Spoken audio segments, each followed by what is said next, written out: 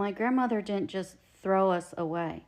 And you would never say that unless you actually saw the love and care in my family. Okay, when my mom and dad got back together, she had no idea that he was going to leave her like that. But can we take the time and appreciate that my mom didn't go through an abortion, which I don't even know if they had that back then, but my sister is still here with me today. She did the best she could, and that's when my grandmother had to help out. When my mom had to get a job to take care of us, it's not like what it's today. She had to get a job and she had to actually live there. The way I have it pictured in my head, and you can have your own opinion, they had to work and live at their job. So it's basically like a prison without bars. And again, it's in the early 80s. They were poor. We don't know what poor is. But before I even met my family, I was never mad, ever. And in fact, my adopted parents raised us, all three of us, that we were adopted. I do look at my adopted parents as my real parents. I do look at my mom as my real mom, my biological mom as my real mom. I can't imagine what they went through, and I will never strip that title from my mother and my grandmother. Like I said before, I am very blessed, very, very blessed to have my Okinawan mother and my American father. And then they passed. And today, I have another mother, American mother. She's my mother-in-law. And if you sat here and listened to the way my mother-in-law talked to each other, you would think she was my mother.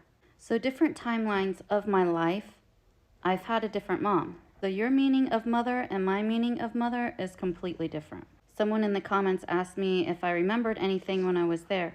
I didn't, but I can tell you what I remember today.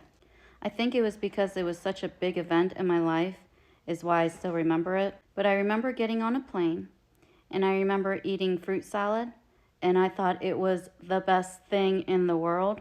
I remember getting off the plane, and I remember meeting my new parents for the very first time. And when I met my new mother, I remember throwing up all over her. I'm guessing it was plane sickness. And then we lived in this house in Pennsylvania, but not for very long because we moved to Ohio. I believe where we lived was Waynesboro, Pennsylvania. And we moved to Ohio because that's where my adopted father's family's at. We lived there until he passed. My adopted parents did have to get a translator so they could communicate with me. Also in the comments, someone asked, how did my mother feel about a Japanese mother raising Korean children? Well, she can't really say much. However, remember, I came to America as an older kid. I wasn't a baby. And I came here not speaking English, and they had to get a translator for me. And she spoke Korean, I spoke Korean. I'm a little kid. And basically, I asked her if I can live with her because she speaks my language. And I think from there on, my adopted mother and I, we couldn't have a really strong bond. Okay, let me first tell you this. My adopted mom is very old school. She was born in Okinawa, and she had 15 brothers, and she was the only girl, and she was the youngest. And her education was until 3rd grade. After 3rd grade, she had to help take care of all the boys. Remember, this is old school. Their nutrition obviously wasn't the greatest. And the way I'm thinking, they probably didn't have a lot of money either. Plus, it's a huge family. So my dad was in the military, and he was stationed in Okinawa, and that's how they met. And then he moved her here. They tried to have kids. They couldn't have kids. And then they wanted an American boy because my dad's American. So they adopted my brother first. And the reason why his parents gave him up for adoption was because, please don't judge. I'm just telling you my story. My brother's father was a very young football player. And my brother's mother was a very young cheerleader. I don't know if he wants to find his real parents, but I think all of us kids grew up thinking we don't really need to. What we don't know can't hurt us. So, and we looked at our adoptive parents as our real parents. So, back to my Okinawan mother. I have to say, she had a rough life, and mental health is a real thing. I can say she loved us. She loved us the best she could. But again, mental health is a real thing. And I don't know if basically saying that I didn't want her as my mother and I wanted to move in with that Korean lady, if that tarnished our relationship. And obviously, I won't go into too many details about that. But let me tell you the good stuff. We grew up in a little town in Ohio, and in our backyard, we had a huge garden. So she was a stay-at-home mom. And all day, every day, she worked out in the garden. Every single day, we had fresh fruits and vegetables. Pretty much the only thing she went to the store for was meat. I didn't grow up eating snacks, drinking pop. I said pop, I'm from Ohio.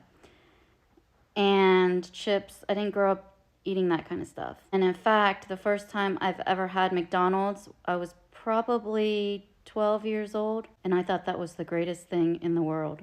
But as an adult today, I'm not a huge fan. Then my mom and dad got divorced, and we ended up living with my dad. Now keep in mind, I am strong mentally. We still had a relationship with my Japanese mother, just not the way a mother and children should.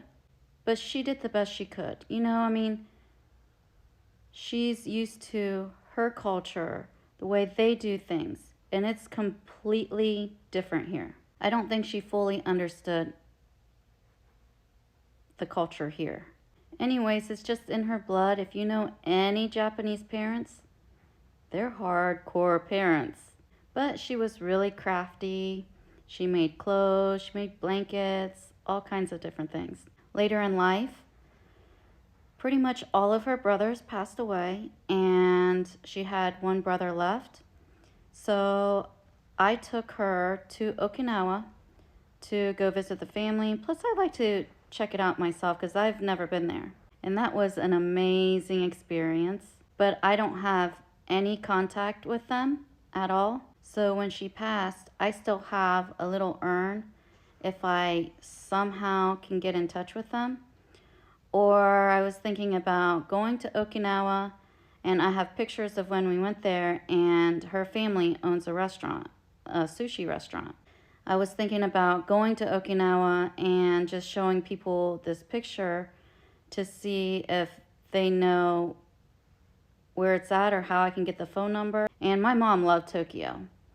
So her request was for us to throw her ashes in the ocean and closer to Japan. So she said California would be great. But since I was already out in Korea, I was like, we can make it into a 2-week vacation. We can go to Tokyo. I was debating on Okinawa or Tokyo, and the family wanted to see Tokyo, so that's why we went there. And when I released my mom's ashes, it was in the water. As soon as I released my mom's ashes and I said my goodbyes, a bunch of fish just started jumping out of water. It was really wild. And I was telling my sister where I released her body in Japan, and it was under the Rainbow Bridge in Tokyo. And my sister is like, what?